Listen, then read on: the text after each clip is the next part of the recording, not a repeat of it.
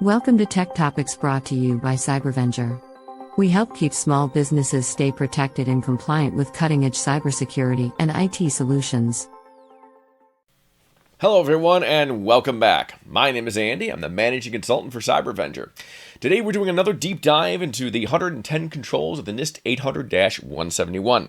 Today's control is 3.6.1. And if we look down here, you can see our control says establish an operational incident handling capability for the organizational systems that includes preparation, detection, analysis, containment, recovery, and user response activities.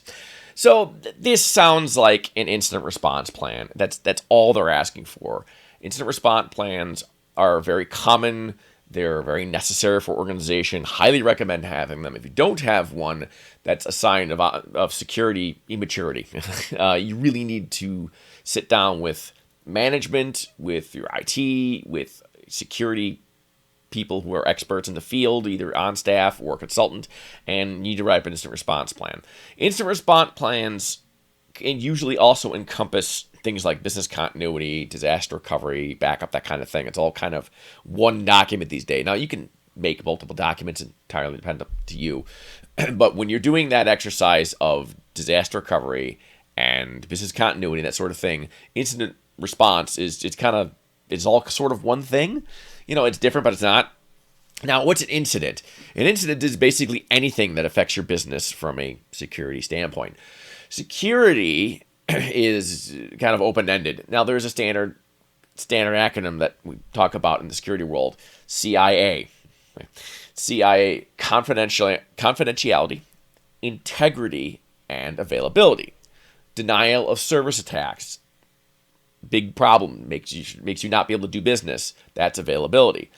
But availability can also be affected by more natural means, right? A fire burns down a building, or power goes out, or something like that.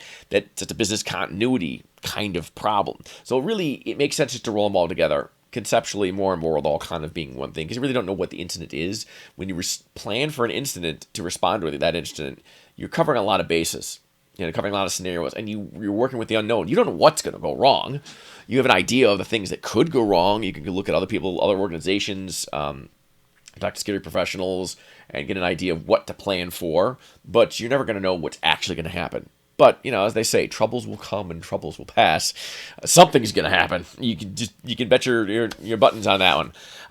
So if we look at an infographic, we have look back down here. This infographic shows us the basic phases of incident response. Now, I don't want to go too much into detail on incident response in this one video. The focus is to address the control of NIST 3.6.1. This is the first in a whole section, a whole family of controls that talk about incident response. So this is just a quick overview of kind of how the process works. The idea is it's circular. You start with preparation, obviously, to prepare what's going to happen in the future. Not sure what it is, but you can try to prepare to cover all your bases. And then you have to be able to detect when something happens. Obviously, if it's a building fire, that's really easy to detect, right? Your building's on fire, someone's going to tell you. But it's a lot harder to detect that somebody breached your firewall and is now poking around your network. Part of preparation phase is to put systems in place that'll help you detect whether someone's managed to get past any of your security controls. So once you've identified an attacker, the first thing you need to do is contain them. Very important concept with security. The longer your adversary has unchallenged, unaffected, the worse the situation is for you. There is some pushback I've had from insurance companies when dealing with incidents. They're like, no, don't touch it. We want to do the forensics to figure out how they got in there. Absolutely wrong approach. That comes later. That's a lower priority. You have to stop the attacker from doing whatever it is they're doing. They could be harvesting data right now as you speak. Incidences often, there's security incidences are often very time sensitive. The faster you can move and respond, the better. Massive amounts of difference between responding in 5 minutes and responding in 5 days, or even 5 hours. So you want to be able to respond quickly. You want to contain them. Containment could look like a lot of things, and it depends on the kind of security instance. You may have a single workstation at somebody's house. They got hit. Change all their passwords and lock them out and shut that workstation down so you can wipe it and rebuild it. That's your containment process. Not a big deal, right? Or maybe an email account has been sending spam out and it looks like it's one account. Nobody else is affected. They're sending spam. They're sending scams. Okay, their password got leaked. Change all their password information. Anything they've had access to, lock it out. That's containment. Or maybe it's something bigger. Maybe you see ransomware populating throughout your environment. You have no idea how that ransomware bot got in there. You don't know if it's an actor, a human actor, running manual tools on your systems that has full access, is doing Lord knows what, or if it's an automated bot that may not as hard to defeat, may not be as challenging. You don't know what you have right away, so containment may look like shutting your entire network down, shut down all the servers, all the workstations, cut off your internet, and then, break glass in case of emergency kind of thing, and call, a full incident response team together, and go through all that to do the containment. Eradication is where you identify where the problem is, how far they've gotten, and you cut that access off. So maybe you determine that somebody in some team opened up RDP to a test server, and that was their springboard. They hopped into that, did an island hopping attack where they took that access and got them closer and closer to their end goal. End goal might be PII, social security numbers, addresses, that kind of thing, whatever the goal is. And then if you realize that's the breach point, you remove RDP access, you start turning key infrastructure points on, and then you confirm that they're not infected, that sort of thing.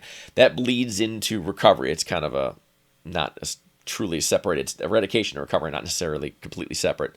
Because when you're eradicating, you're trying to confirm that pieces are clear and not infected, passwords have been compromised, that sort of thing. But that's also recovery, as you're bringing systems back online. You bring your domain controllers online, you bring, maybe your certificate servers, things like that, once you know that they're not affected, and you move towards that. Now, once you're fully recovered and everything's back up and you're operating, there's bound to be lessons that you've learned here. Maybe beyond the technical thing, like in that example of maybe a developer opened up RDP to a test machine. You learn not only that bad guys can exploit RDP, which you probably knew already, but that the policy and the communication between you and the development team needs to be improved, right?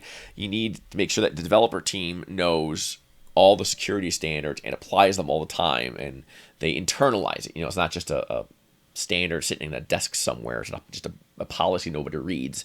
This is how we roll. This is how we do things as a business, and we're going to do this. And if we catch each other not doing it, we're going to remind each other gently but effectively. Then you may have an organizational management weakness that you can add to your lessons learned. And then when you learn these lessons, you go back to the original preparation phase and update your policy, update your training, whatever it is that goes into preparing for the next incident.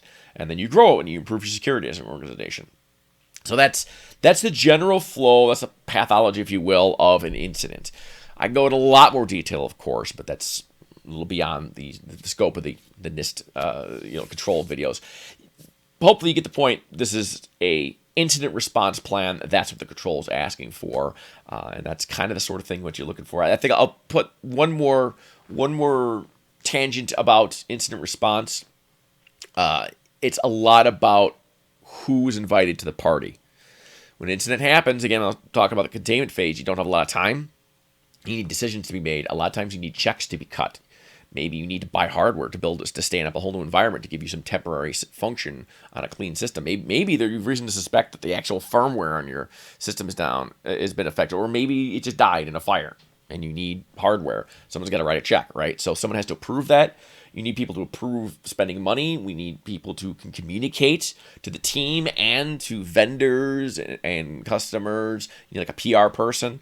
There's generally a team. You want to form that ahead of time. You want a dial tree of numbers to call and ways to contact people when an incident happens. And you probably want to account for maybe you won't have everybody in the team available, so you may have an alternate and primary kind of thing. But those are the decisions you want to talk about and make in your incident response plan. So that's all I really have on incident response today. I could probably do a half-an-hour video on incident response, but I think you get the point for this control. So that's this control. I've got several other ones in this family. Stay tuned for more information on that. Thanks for watching. We hope this video has provided valuable information to you. Be sure to share this video with other small business owners to spread the word about the importance of cybersecurity. As always, Don't forget to like and subscribe for more videos like this. If you want more information about cybersecurity, visit us at www.cybervenger.com.